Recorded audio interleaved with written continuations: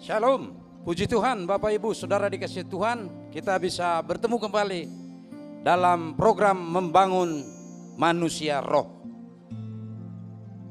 Saat ini saya mau menyampaikan tentang bagaimana supaya kehidupan rohani kita makin hari makin kuat. Makin hari makin kuat dalam pengiringan kita akan Tuhan. Saya akan membacakan satu ayat di dalam 2 Samuel pasal yang ketiga yang pertama, dikatakan demikian. Peperangan antara keluarga Saul dan keluarga Daud berlarut-larut. Daud kian lama kian kuat, sedang keluarga Saul kian lama kian lemah. Bapak Ibu Saudara-saudara, kerinduan setiap orang-orang percaya, kerinduan setiap anak-anak Tuhan pastilah sama seperti Daud. Kian lama kian kuat dalam mengikut Tuhan. Kian lama kian bersemangat dalam pengiringan kita akan Tuhan. Rahasianya apa? Sementara Saul kian lama kian lemah, kian lama semakin kian lemah.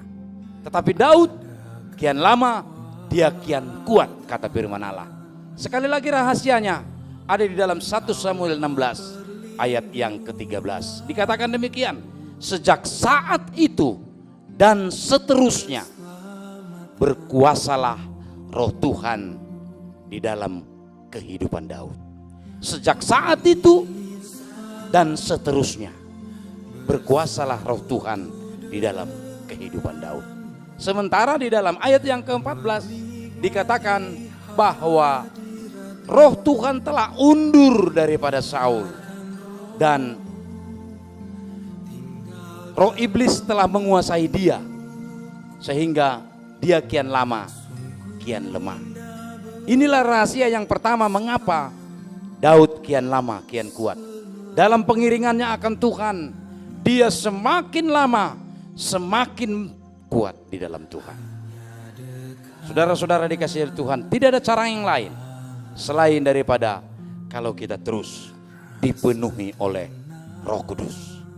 Hanya Roh Kudus yang memampukan kita dalam menjalani hari-hari kita, dalam pengiringan kita akan Tuhan. Hanya Roh Kudus yang memampukan kita supaya kita benar-benar mampu dalam kehidupan ini. Oleh karena itu, teladan yang pertama sama seperti Daud tadi, dia dipenuhi oleh Roh Kudus mulai hari itu dan seterusnya. Roh Kudus berkuasa, Roh Tuhan berkuasa di dalam kehidupannya. Yang kedua, rahasia apa yang kembali dialami oleh Daud, mengapa dalam pengiringannya makin hari makin kuat sementara Saul makin hari makin lemah. Yang kedua, Daud itu mengandalkan kekuatan Tuhan. Daud itu tidak mengandalkan kekuatan lahiriahnya, tetapi dia mengandalkan Tuhan. Senantiasa di dalam perjalanan kehidupannya, di dalam perjalanan ketika dia sebagai raja, ketika dia sudah diurapi oleh Samuel, dia selalu mengandalkan Tuhan. Dia tidak mengandalkan kekuatannya. Dia selalu bertanya kepada Tuhan, apakah Tuhan berkehendak saya melakukan ini?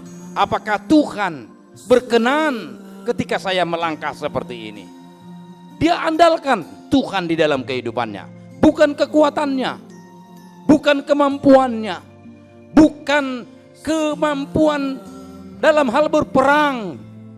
Seperti yang kita ketahui, Daud itu adalah seorang yang ahli dalam peperangan, tetapi dia hanya mengandalkan Tuhan dalam kehidupannya. Oleh karena itu, Bapak Ibu Saudara-saudara, kita sebagai orang percaya juga andalkanlah Tuhan di dalam kehidupan kita.